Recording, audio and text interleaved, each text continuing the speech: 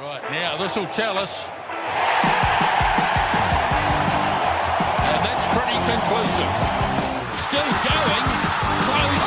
I think he got it down. How strong is he?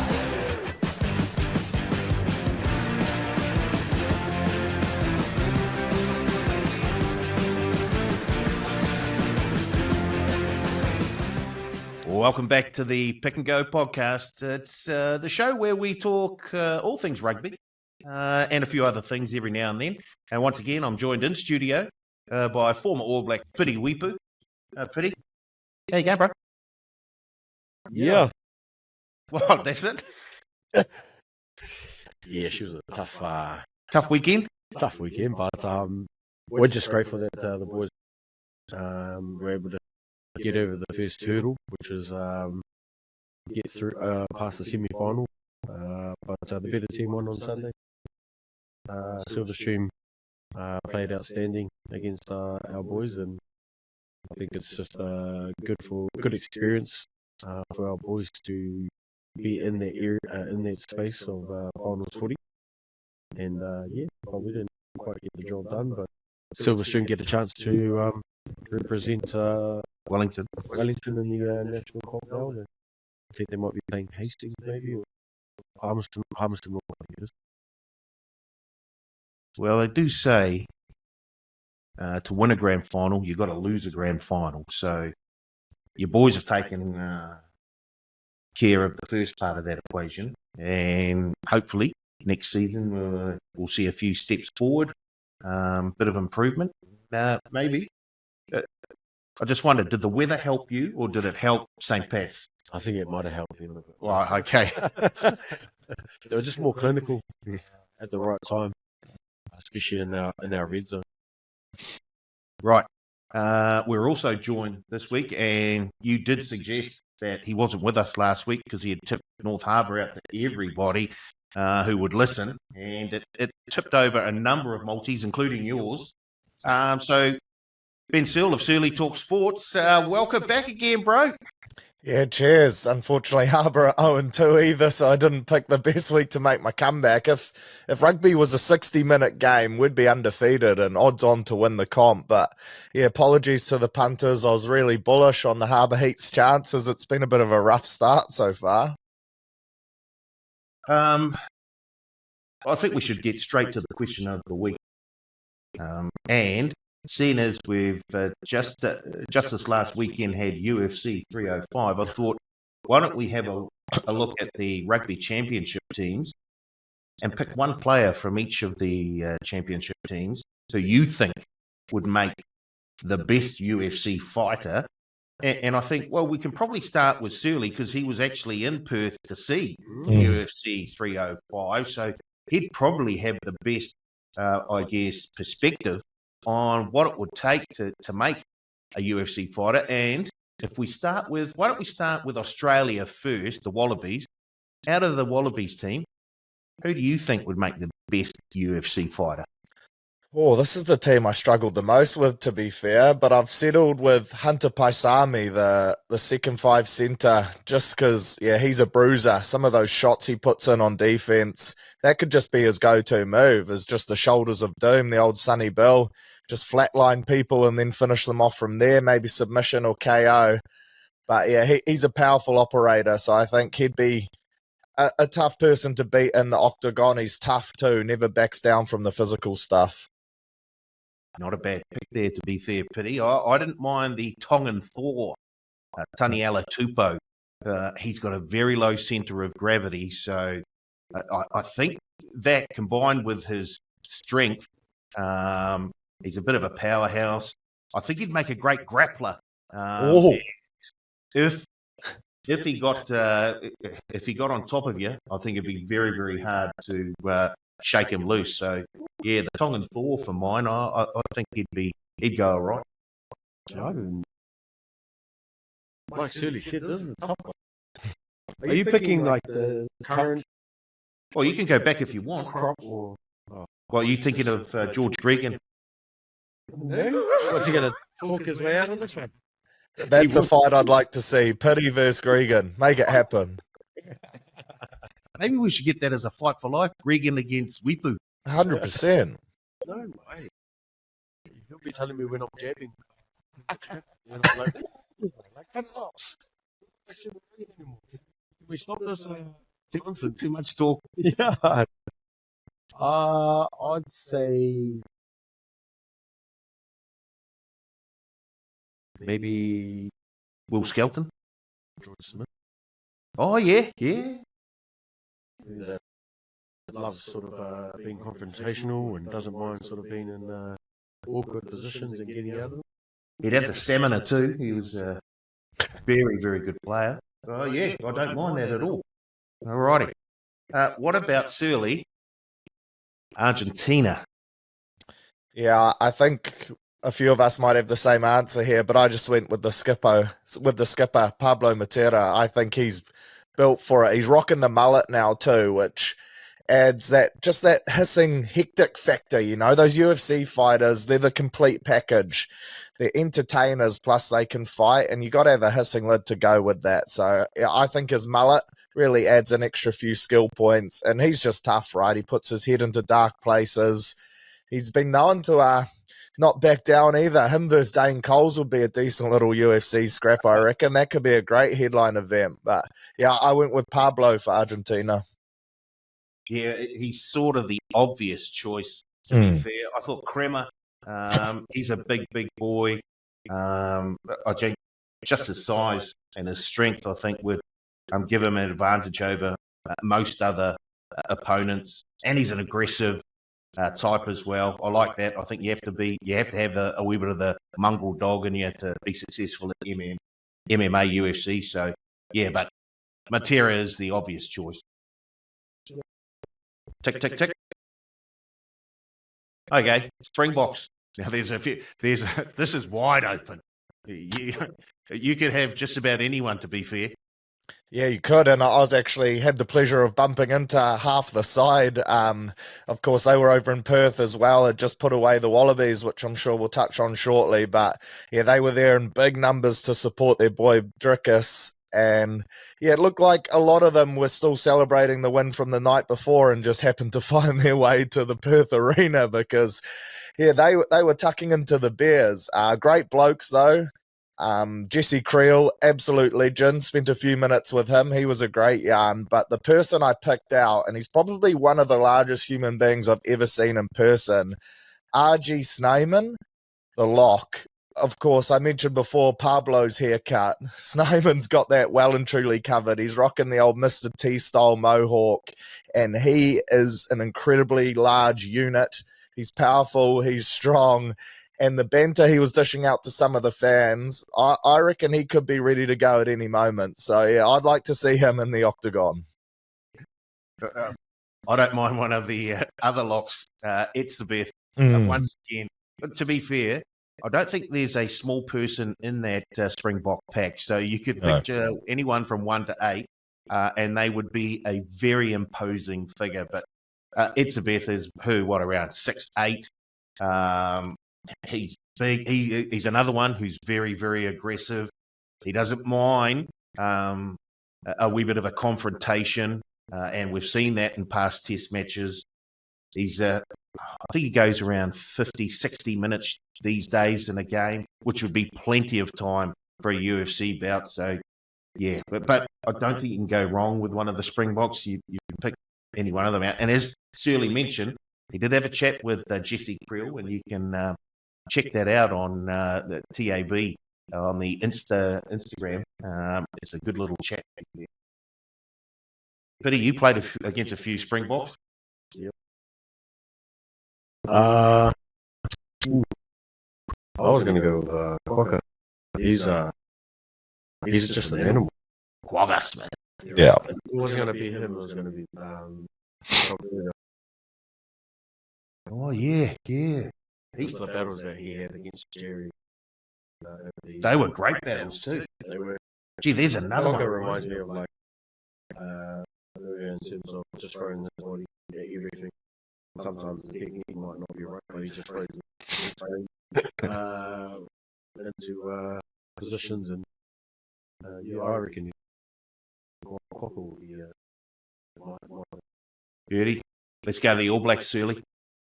Yeah, actually, one just popped into my head there. Bucky's Botha versus Brad Thorne would be one of the scraps for the ages. I'd pay big money to see that. But for the All Blacks, this was tough because you could go a few different directions. Cortez Ratama, he stood out to me because he's got the lip and he's really strong. Apparently, he benches 160 kilos and he benches with the front row in the gym session. So he'd be a tough one to beat because pound for pound, he's got to be one of the strongest going round.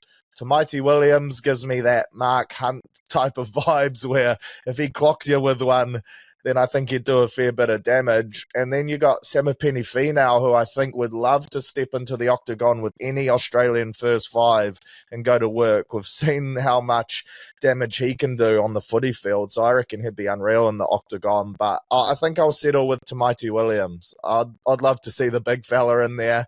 I think he's got that one-punch knockout power. I don't think it'll be a long fight, but I think it'll be entertaining.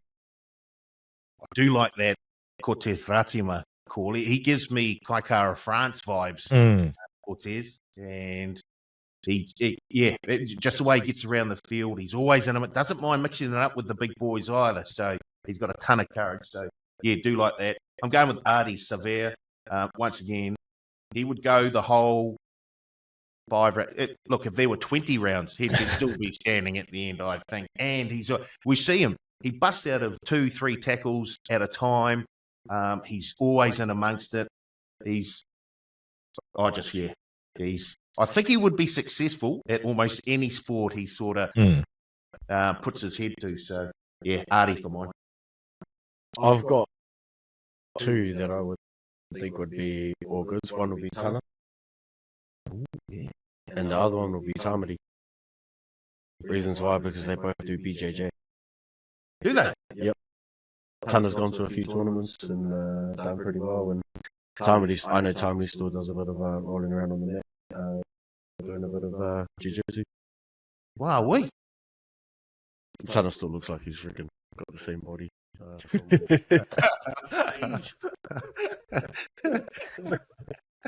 Okay. All righty. Well, while we're on the subject of the All Blacks, let's have a look back at that second test. And boy, oh boy, they put that game beyond doubt by half-time. It was all over, done and dusted. For you, Searle, I guess just how did you see the game play out? Yeah, I guess, like you just mentioned, that first half was exactly what we needed, right? I think we ticked every box at set piece time. The 4-pack really set the tone. We were physical. We answered every question that was raised in that first test. And then I thought the back line as well made the most of their opportunities, created some great opportunities too in really tough conditions. The skill set on display was outstanding. I thought TJ and DMAC certainly answered a lot of questions because they were getting a lot of critique during the week as well. And I thought their combination was outstanding. Basically, I just thought that first 40 was almost near perfect. I think we dominated every aspect of the game, scored a lot of points in really tough conditions, and the game was over from there on out. I think the second half wasn't quite as entertaining. We basically just shut the game down, but it was a massive turnaround off the back of the week before. You could tell how bad the team wanted to respond, and I think they'd be really satisfied with at least 50 minutes of that performance, which sets the tone massively for what's about to take place over the next couple of weeks. Pity the weather wasn't the best, and the way the game panned out in the second half, I thought that was how the whole game was going to be played. But the All Blacks were just so dominant in that first half, they didn't give the Pumas any chance whatsoever. So if you look back at that, I guess, who were you most impressed with from the first test to the second test? Probably just the halves. I know there was, like Shirley said, a bit of flack. But I mean, in a scenario like that, you know, they're the first couple of people that people start pointing the finger at. We did talk about it, whether they bring on Ratima and start him first and then finish with TJ if we need to close that game.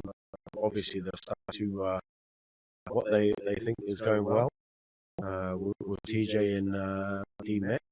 So I have I felt that those two stepped up in terms of their role and trying to guide the team around again,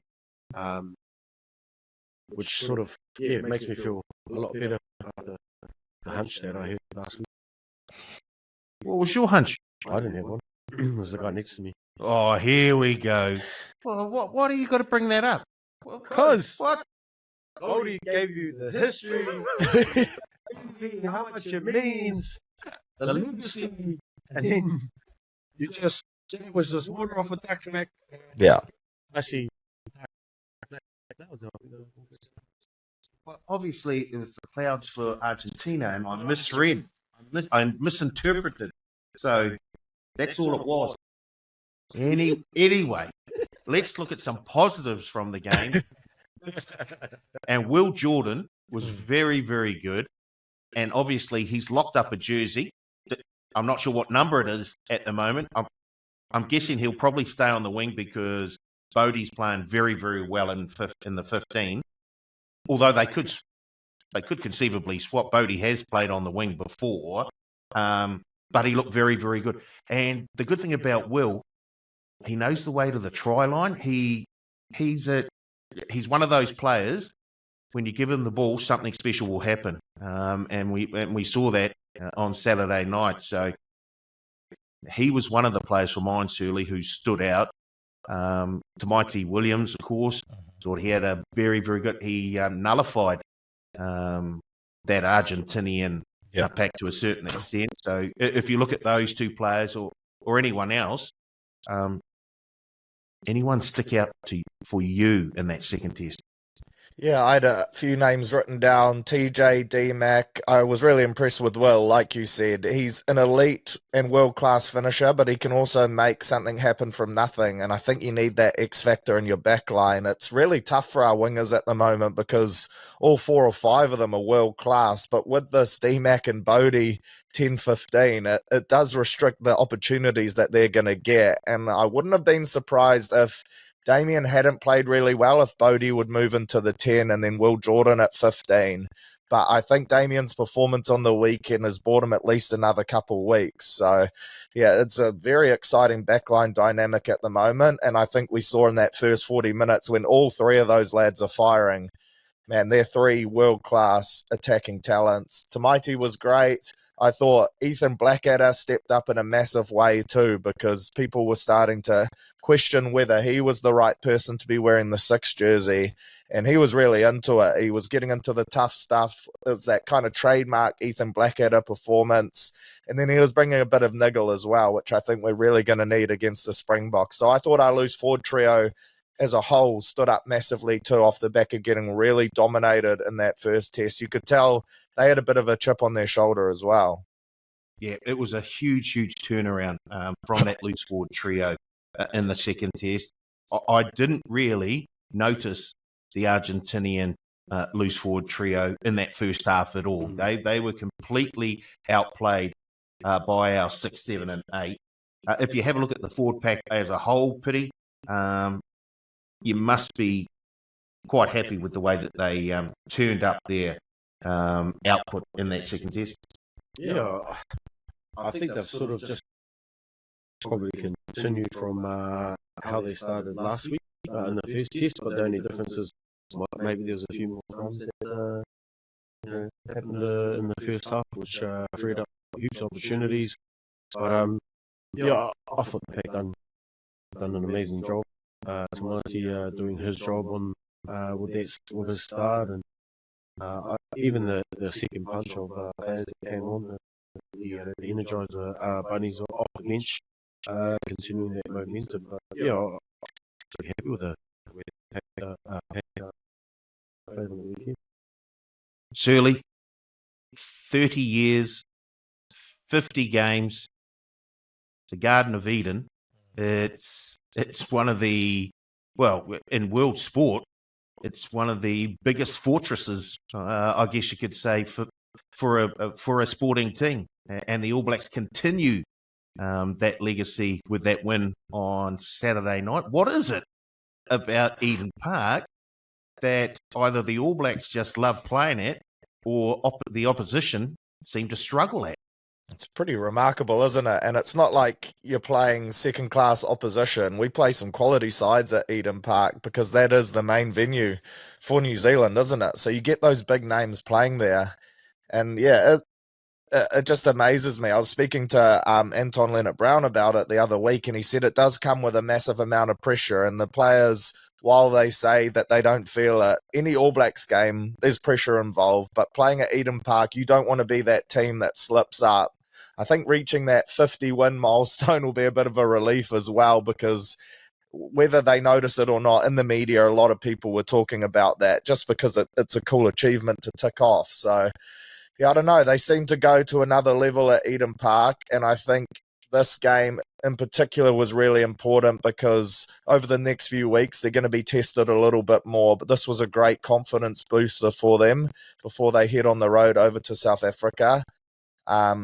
Yeah, I don't know what it is about Eden Park. Obviously, the crowd shows up and whatnot, and there's a lot of history there, but the drastic turnaround in performance, I don't know if you can put it all down to the venue. Obviously, there was a lot going on during the week, and they wanted to silence some critics. They would have been extremely motivated, but has to play a factor, probably more so for opposition teams, because they just know that they're going to have to play arguably their best performance in order to come away with a win.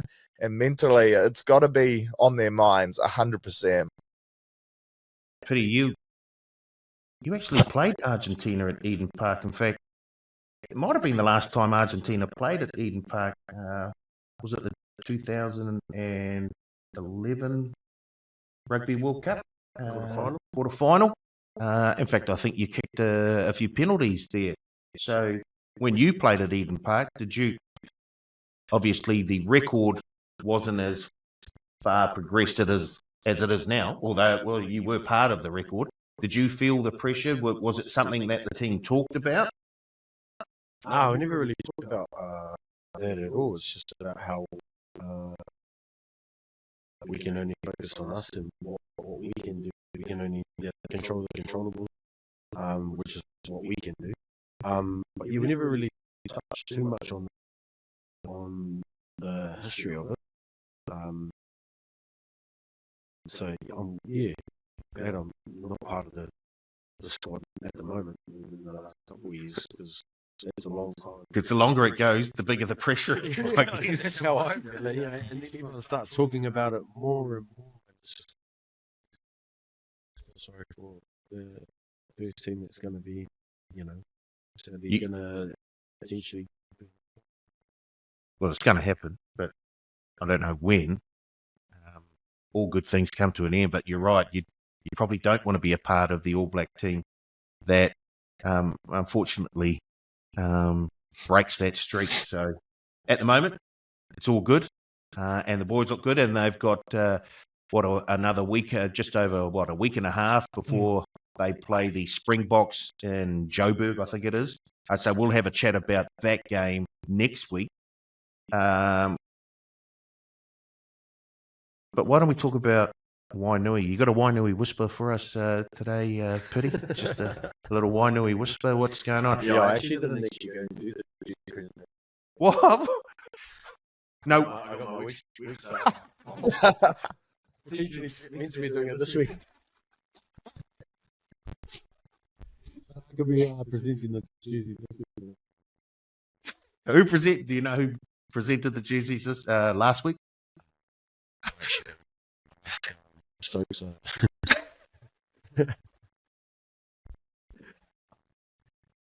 Well, I saw you up in. Well, I didn't see you. I heard you up in the commentary box with Nismo. Who else was in there? Is it a? It must be a pretty big commentary box if there's you three in there. Not just us three. There was both coaches from both teams on the same area.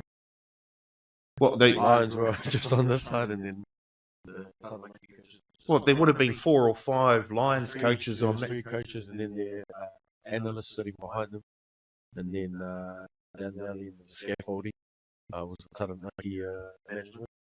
There's about 4 of them, and poor Mikey Kainga, local man, had to stand up and watch the game. But yeah, and these cameras, there was 3 cameras on the same scaffolding. So that's at Jerry Collins Stadium out in Porirua. I was meant to be sidelined because of the weather. It was pissing down. Yes!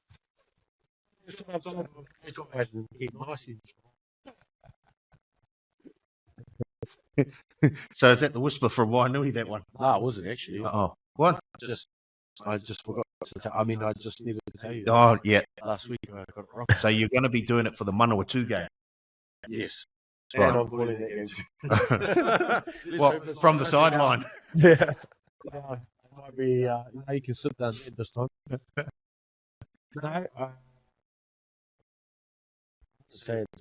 Yeah. Yeah. My family went and hung out with my older brother. Went over for his son's birthday. Went over and hung out with his eldest stepson. We're talking Billy? Yep. Yeah. And they went and watched the game on the weekend. And because I know how close his stepson is with his son, Josh is with Searle. Might be trying to get a sneaky wee game of golf in with him, and maybe I can get a bit of a corridor from him. Oh, yeah. That's what we want to hear. There we go. Where? Wainui Golf Club? He comes all the way from town just to come back. Like, where you got to golf course close by you? Oh, well, we look forward to hearing about how the golf goes. How's that? I asked Johnny, how's that boy going? What does Johnny get up to these days? Johnny Lomax.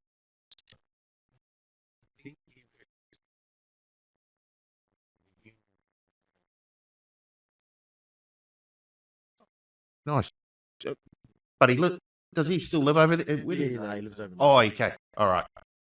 Awesome. Comes back for big games like he was here for Wellington.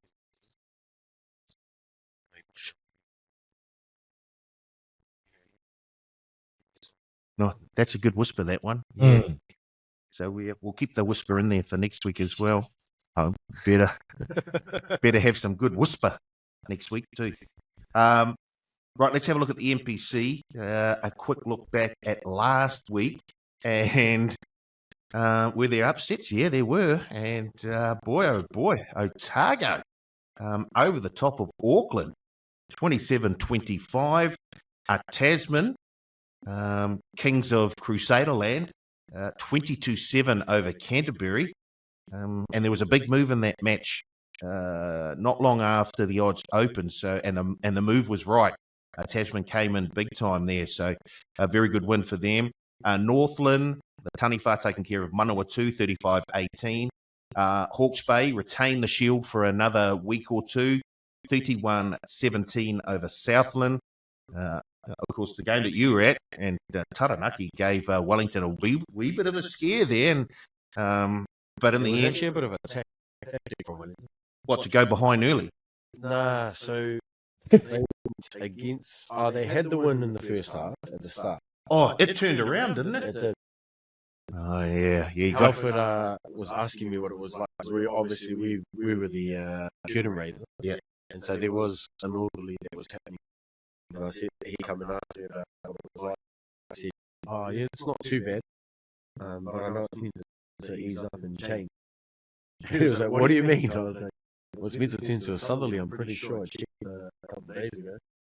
And so I went up to change rooms because there was no reception down the corridor and checked the wind here. It was supposed to turn halfway through the game, but it showed up a bit earlier. And that's why Taranaki had a lot of momentum in that first half, playing percentages, using the wind to their advantage. And then, obviously, Wellington had in the second half. Did the exact same thing that Taranaki did in the first half. came out on top. And Bay of Plenty, 24-20 over North Harbour. You didn't have to go there, Paulie. You did not have to go there, mate. Tell us the score after 60 minutes, though. It's the score, and the last game, Counties Manukau, just going down to their neighbours, 20-26 to Waikato. If we have a look at the table at the moment, right at the top of the table, the Bop, 3 wins from 3 games, 100% record, 15 points, looking very, very good at the moment. Hawke's Bay are going very, very well, and they've moved in the outright market. They're 2 from 2. Wellington also 2 from 2 with maximum points. Tasman 2 from 2. And I think those are the only unbeaten teams in the competition: Bay of Plenty, Hawke's Bay, and Wellington. So if we look back, Searle, what game sort of interests you the most? I guess you're going to give us a bit of a synopsis on how North Harbour are going to improve after the first couple of games, and they're going to come storming home. Yeah, something like that. To be fair, though, like you touched on there, they've lost to the top 2 sides on the ladder at the moment in Bay of Plenty and Hawke's Bay, and they've certainly looked like beating them for large majorities of those games too. I think the NPC, the biggest thing about it, right, is how much depth you have in your squad. We see massive momentum changes in games often when these star players who are really strong at Super Rugby level, perhaps have played international games, but then they come off with 15, 20 minutes to go, and perhaps the guys coming in off the bench, you know, they're really good club players or guys that have played NPC level before but aren't as well established, and you see a bit of a momentum change there at times in games too. So I think the depth of squads at NPC level is really key to getting the win, and I think North Harbour at times in the last kind of 10 to 15 minutes of games have faded a little off the back of substitutions and things like that. Shout out to Bay of Plenty. Not easy to have your storm week straight away. To go 3 from 3 and pull off bonus points in all 3, take maximum points, is pretty unreal. I was hoping they were going to rest players against North Harbour, but they rolled out the exact same team and got the job done. In a way, it's kind of good to have it early in the season because the body's still fresh and the toll of the competition hasn't really hit you yet. But they've been really impressive, and I think both you and I, Paulie, were on them at some decent odds there in that outright market because we thought that they were paying massive overs. So fingers crossed they carry that on. And then it's just great to see Auckland sitting in 13th. Just love that. If we have a look at the odds for the outright market for the NPC, Wellington are the favourites still. They're at $3.25. Tasman have been a wee bit of a mover, now into the second line of betting at $4.50. Auckland, as Searle just said, down in 11th place, but third favourites with the bookies at $5 to win the NPC. Canterbury now $6. Taranaki steady at $7. Hawke's Bay also moved a wee bit, now into $10. And Bay of Plenty, big movers, also at $10. Waikato at $15, and then you're $20 or more for the rest of the field. So, yeah, there have been a couple of movers in that outright market. And I guess if we look back, the one thing I was really, really impressed with Tasman was their defence against Canterbury. They really, really did shut down just about any sort of offensive move that Canterbury produced. And they were quite happy to pick up the points when they got down into the Canterbury half. And we saw that in the second half, especially. Just chip away, just keep that scoreboard ticking over and give yourself a wee bit of room. And they did everything they needed to. So I thought they were very, very impressive. Wellington, I was concerned because the weather was really, really bad out there at Porirua Park at Jerry Collins Stadium. And when you let a team get a couple of scores against you, it can be very, very hard to peg back. But and I thought there were some strange refereeing decisions in that match too. I think it was Duplessis Karifi who got taken out. He was coming up in the defensive line, and he basically just got taken out by one of the Taranaki forwards, I think. Not on purpose, just ran into him, and it never got called back. No, it didn't. Well, because I think there's not too much of a TMO chiming in these games, and the ref and the ARs are the ones that have to make the call. So if there's a ref on the side, if they need to go to a TMO, yeah, they will have a signal for one. Yeah, it was a I don't know how they missed that one, to be honest, and it led to a try too. It was quite obvious. It wasn't even, oh, gee, that's 50-50. No, it was a dead he changed his angle and put his shoulder in front of Luke's to see. So, but I was actually laughing at some of the conversations that Duplessis was having with the referee. I mean, he did talk about the experience of Michael being on there. It was, I don't know if it was a slight little jab at the ref to get his shit sorted, but especially at scrum time. They were struggling at scrum time, Wellington, which they ended up getting it right in the second half. But, with the set piece in those conditions was pretty bad. Once again, Searle talks about having super rugby experienced players in the NPC. Well, Otago have a number of them, and they finally put it all together after a very, very disappointing first week. Big upset against Auckland, Searle. Yeah, and Auckland, on paper, a stacked squad. They're battling with a few injuries at the moment, but still, there's so much quality throughout that team, Super Rugby level quality too. So I expected them to go down there and get the job done, but well done to Otago, who really responded. And I think it's also a bit of a testament to Southland as well, who I've been impressed with over these first 2 weeks. Obviously, they bet Otago. They gave Hawke's Bay a decent run for their money too. They don't really have those Super Rugby stars, but they look like a really bonded and close-knit team, and I think they've certainly closed the gap. Them and Northland, I think they've been impressive over the first couple of weeks, and those are two sides that I see a few upsets in them. So I think teams can't really take those two lightly, and I see Hawke's Bay have Northland this week for the Shield. I reckon the Tunnies will get up for that one. I'm not saying they'll win, but the line was appealing to me. So, yeah, I'm loving the look of the competition overall as a whole, because I think the best thing about NPC rugby is that there are upsets that happen each week, and it certainly looks like this year is going to be exactly the same. And it's Storm Week for Hawke's Bay this week, with the Shield Challenge on Friday night against Northland, and then Wednesday they head down south to take on Canterbury before. And then of course they head to their, what they used to be called, Central Vikings. Their Central Vikings neighbours, Manawatu, Sunday week. So a big. I'm sure Hawke's Bay will have their top team out against Northland, and they may rest one or two when they have to head down to take on Canterbury.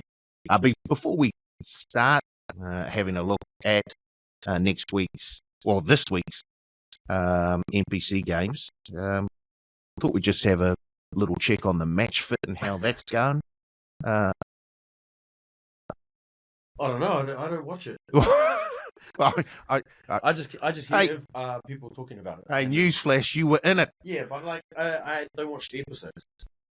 So I don't know what episode they're up to. Maybe 5 of them. But the whole match fit experience was pretty cool to have. Pretty much a clash of the codes between us and the league boys. Obviously, a few of us are pretty chill with, still got that competitive edge, but still don't really care if you win or lose, whereas some of us still... competitiveness? Super competitive.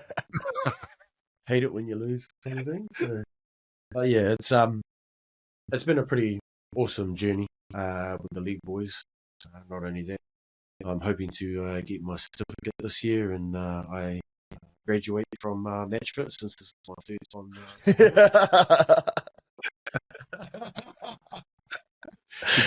Is that like... I must be a sucker for punishment. It's like when you do the fifth form 3 times. Yeah, these kids don't have that. They don't do that. That doesn't happen anymore. No, the banter's cool. Getting to know the leaguey boys on a different level, so cool. Just because watch them play throughout their careers, and plus one of them's my mate from Wainui, Paulie on Twitter. Another Wainui boy, yeah. Yeah, it's been cool, sort of just to get together and come together for a purpose, and not just to get fit and play another game, and more about making sure we check in on people, and you talk about some of your devils that you might have that you don't want to share, to open up about, so you can get it off your chest. So it's been a pretty cool experience with the leagueies. Did that help being around a lot of ex-players? Some you knew, some you didn't know really, really well. Did it help to have a bit of a talk about the same sort of challenges that maybe most of you face? Yeah, I can't talk much about the league boys because I know that they were there. Some of them were there last year on the series, and then there's a couple of new ones this year. But like, just sort of after we finish filming, sometimes we sit down and have a talk and amongst each other, and sometimes there's a few tears out of it, seeing grown-ass men be emotional, just because we've always had that mantra that you have to be tough, or Don't cry. Yeah, don't cry. But yeah, it's trying to listen to the boys and what they're going through, and sort of try and help out where we can through support and love and things like that. I know it's a bit tough for guys like Paul, Sons of Paul, who's based in Australia. So did he come over and stay here a while, or did he keep flying back and forth? Flying backwards. All right. So yeah, for him to be able to train by himself, which I had Down here? Yeah, Oga Paul Miller. He was training by himself too. We were all the Auckland-based boys, could actually go to the gym, catch up with each other at body talk, and I guess that helps when you've got someone else to go along with. Yeah.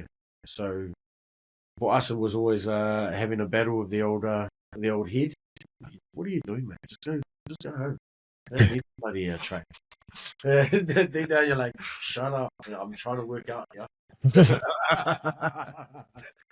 But yeah, just trying to overcome some of those demons. I know as a professional athlete, once you've hung the boots up, sometimes there isn't a pathway laid out for you.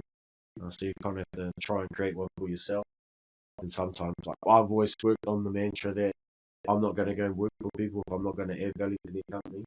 I just be an absolute arsehole, not even put 100% into it. But now that I've found something, I've got purpose, and that's all we had when we were playing footy was purpose.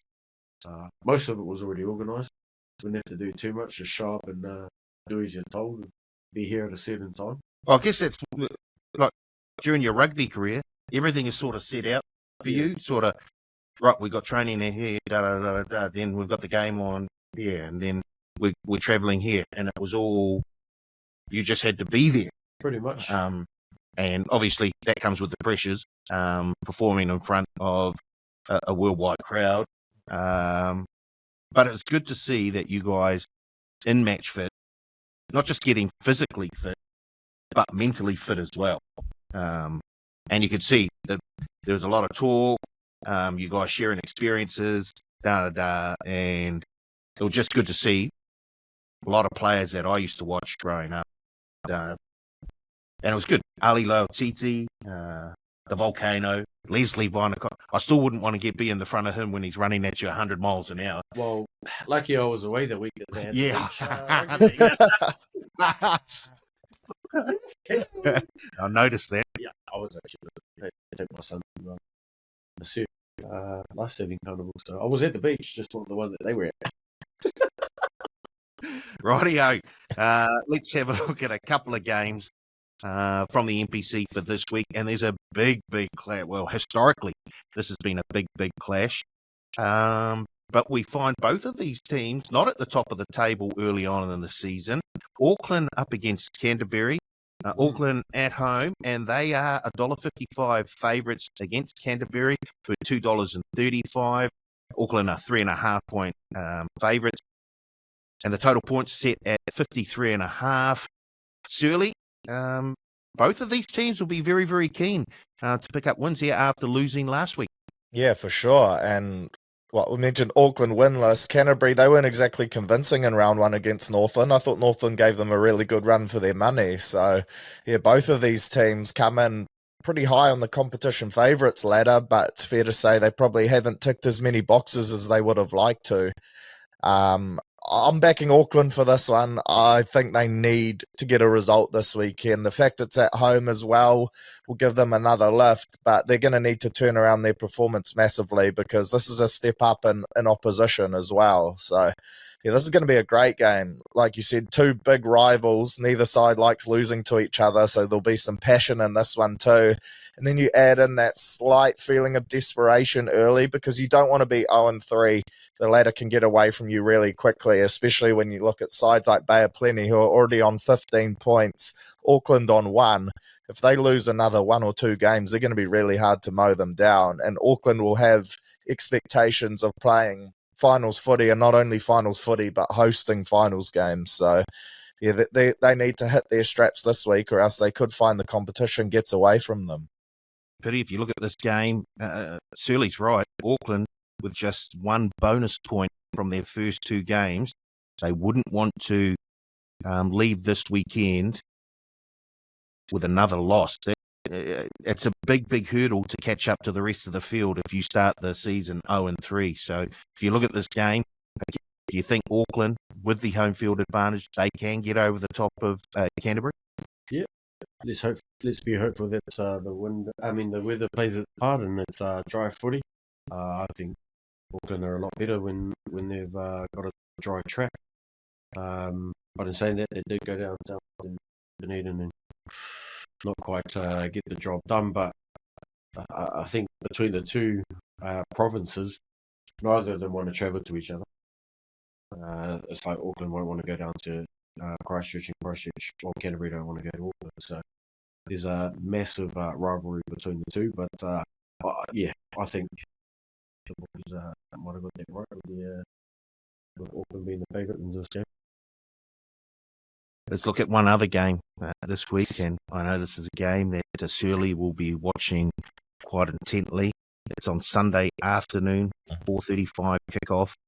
North Harbour hosting Waikato, and for North Harbour, well, if Auckland are in trouble, North Harbour also very, very keen to pick up. I'm just what Searle said before. You don't want to start the season 0-3, and North Harbour are on the precipice of an 0-3 start. They do have a couple of bonus points, but if you have a look, as Searle said, they've been in both of the losses they played so far this season. But boy, oh boy, taking on Waikato will be a very, very big task for the North Harbour boys, Searle. Yeah, this is a big 3-week stretch for them because then after this they got counties in Auckland too, so it's kind of that crosstown rivalry stint for them, and you could easily find yourself 0-5 because both counties in Auckland are quality footy teams, so that would be a disaster of a start. Obviously Sunday afternoon at home, I will be tipping Harbour to get the job done. I'm really interested to see though, like the All Blacks, obviously with the week off, the guys like Wallace Satiti get another run. I'd say he will. Will Auckland get back a Harry Plummer? You know, who will Waikato get back in the mix as well? Because there's a few guys in that All Black wider setup that are going to need some minutes, and that can change the outcome of a game and change the odds dramatically as well. But yeah, North Harbour at home, yeah, this is desperation times for them as well. But Waikato are a quality side that'll be really keen to get the result and get their second win of the year as well. So it's going to be all go. If you have a look at this match up on Sunday afternoon, North Harbour, Waikato, the bookies can't separate these two teams. They're $1.87 the pair. The game total set at 57.5. So obviously, bookies expecting an open, high-scoring game between these two teams. Can you separate them? Can you make a case for either North Harbour or Waikato?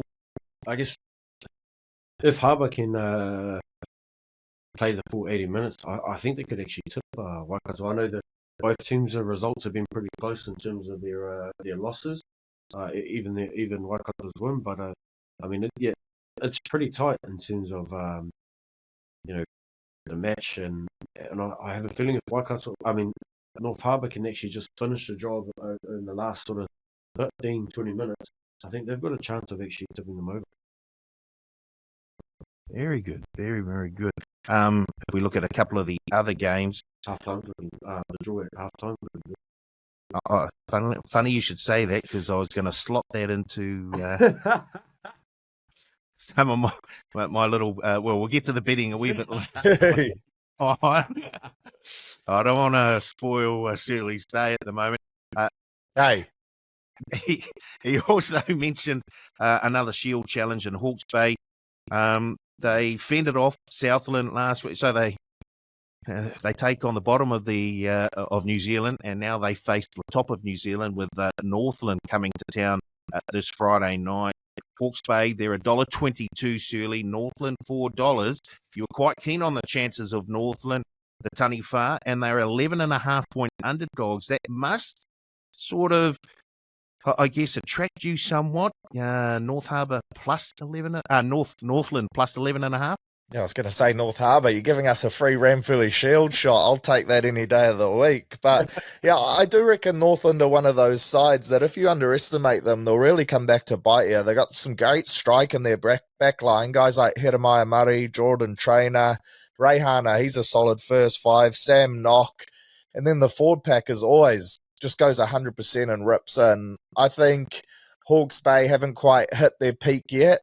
And when you catch teams like that early on in the season, then that's when the upsets can happen before sides really hit their stride.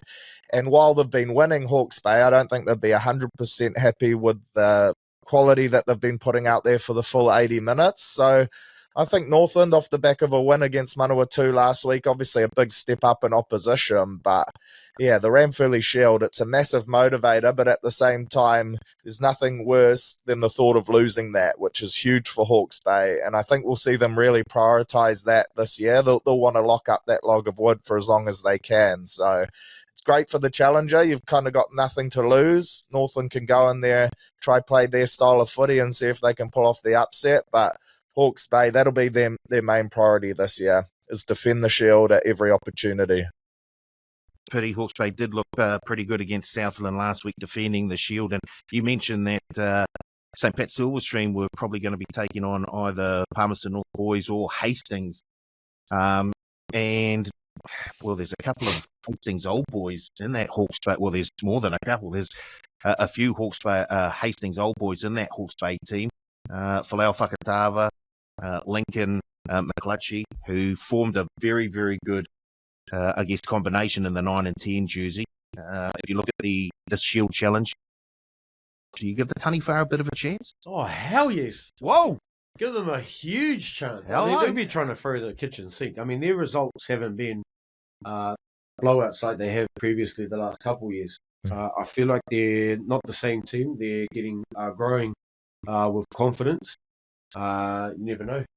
I mean, AVs are away off training duties for a while. We might get the injection of someone like Offa for the Tunnies. Not that I know that's going to happen, but you never know. You just never know. But the injection of someone like Offa can still, give them a bit more confidence.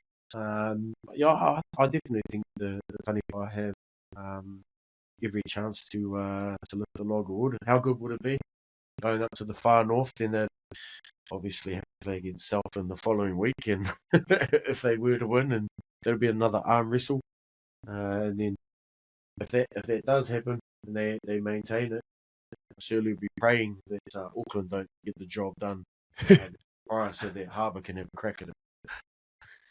Well, we've covered a lot of bases there. The Shield's moving all over the place, and we got a whisper from Piri there that Offa Tu'ungafasi might be turning out.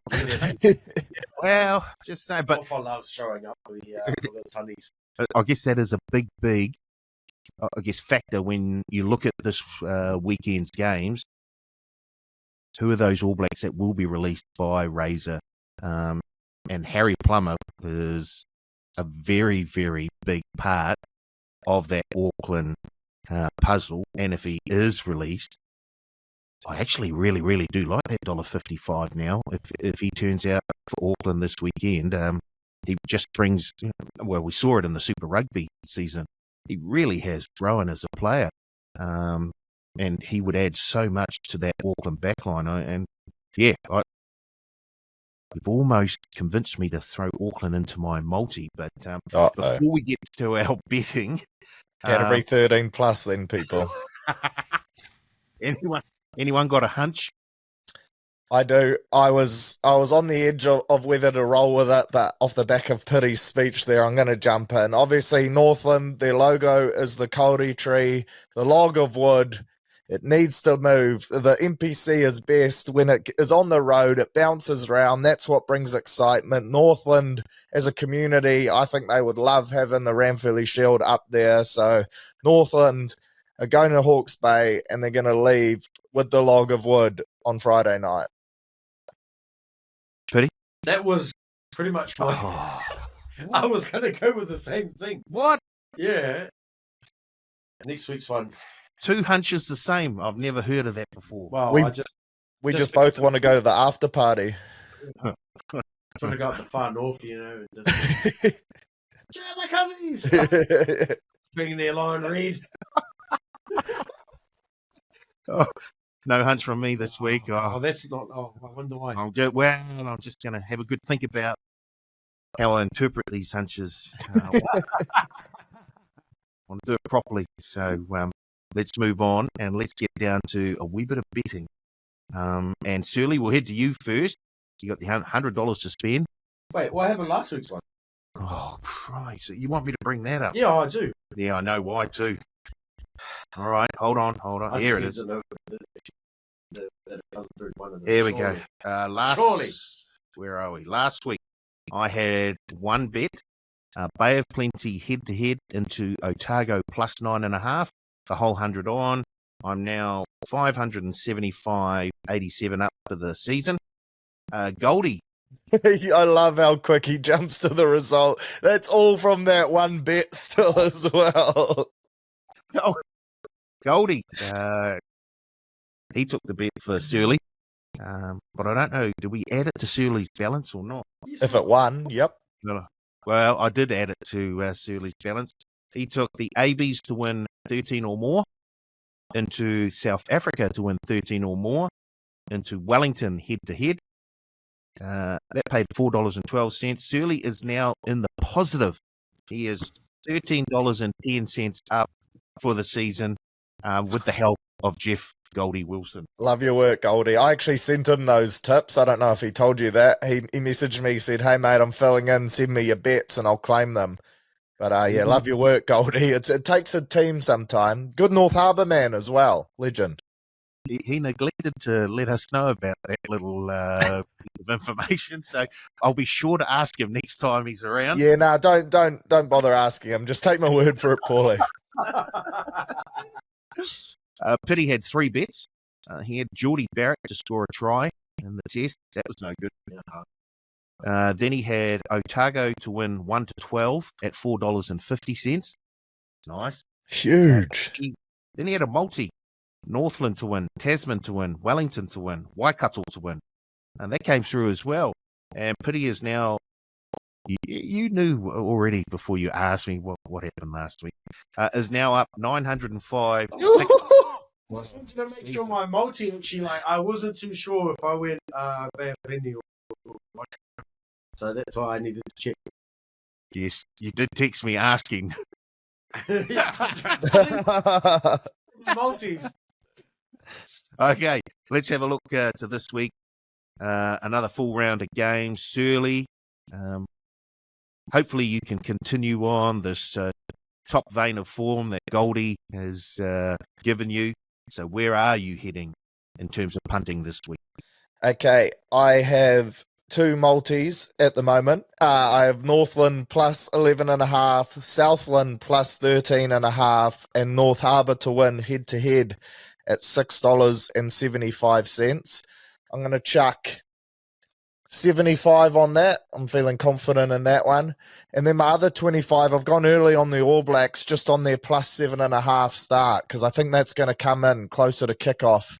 So I want to get the juicy point start there, because I think that game, either team is going to win by less than 7 points for sure. So I've jumped on that All Blacks +7.5 start, just as a bit of a short-term future play there, and I'll just chuck my remaining 25 on that. Piri? I am going to go with 25 on the Tunnies to win. To win. They're Yep. paying $4 at the moment. I know. And then Smart. I'm going to go 25 on a draw between Harbour and Waikato at half time, and then Harbour to win. Let's have a little bo. That's Pete. $21. That's paying 21 huck. So a draw at halftime and Harbour to Harbour to win. $21. Wow.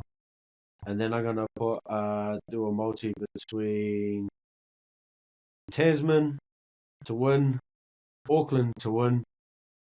I want Bay of Plenty to win, and the Lions. On that. Well, it worked for you last week, so I can't really say anything, to be fair. Okay, I've got 2 bets. The first bet, just a single. And this is going off what I heard Searle say earlier in the podcast. North Harbour to lead at half-time, Waikato to win the game, paying $7.50. Well, I'm sure Searle said Harbour are a 60-minute team at the moment. Oh, no. I heard him say it.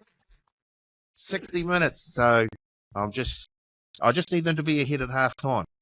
So yeah, Harbour to lead at halftime, Waikato to win. That's paying $7.50. I'm putting $50 on that, and then I'm going to have a 3-leg multi. I'm going to take Auckland head-to-head against Canterbury. I'm going to take Bay of Plenty to go down and beat Otago. I would have put Wellington in there, but they're only paying $1.01 against Manawatu, so I can't really have a go there. So I'm going to have a look at Southland, Taranaki. Taranaki have to travel down there. I'm keen to take Southland plus the 13.5. I think they can keep it close against Taranaki back home. And that multi comes out to... what does it come out to? Don't tell me. $5.06, $50 on that. Boom. We're done. We've got a few promos this weekend as well. We've got the Oval Ball Mega Multi. Once again, if you're taking one of those, you'll know exactly what I mean. And I'm just having a look if we've got anything NPC related. Nothing at the moment. So we've got that Oval Ball Mega Multi. Boom. Piri, what's up this weekend? Kids sports this week to sort of relax and watch my kids properly without having to rush off during their game.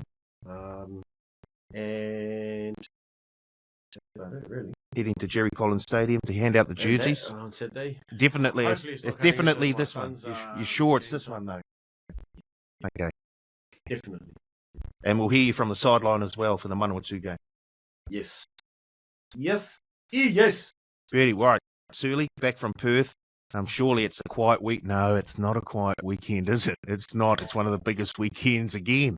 Yeah, it's a huge weekend kicking off Friday night where I'll be seeing you, Paulie, which always makes me nervous because I reckon you're the Warriors Grim Reaper, mate. Whenever you are there, things don't work out. But of course, it's a historic night, the Prince of Penrose final home game. So looking forward to that, as well as Jazz and a couple other lads. So yeah, it's going to be cool out at Mount Smart, and then head along on Sunday to watch North Harbour draw at halftime, win at full time, paying $21. I jumped on it live as Piri brought it up because I'm a sucker for some odds, and hopefully Paulie's bet loses, and we're an 80-minute football side, but we peak more in the second half. We keep it tight in the first half. Well, there we go. It's a big turnaround from what he said earlier in the podcast. It's all recorded. I think he just sort of threw you out there, you know. He's dangling that banana. Perfect. Hook, line, and sinker, mate. We got one. Righty-ho. Yeah. Well, if you catch me, you throw me back in. Anyway, thanks for listening to the Pick and Go podcast. We'll be back next week where we talk, we preview the big test match between the All Blacks and the Springboks. Have a look back at what we did punting-wise and have a look at the NPC for another week. Thanks for joining us. Don't forget, come back, have another listen next week on the Pick and Go podcast.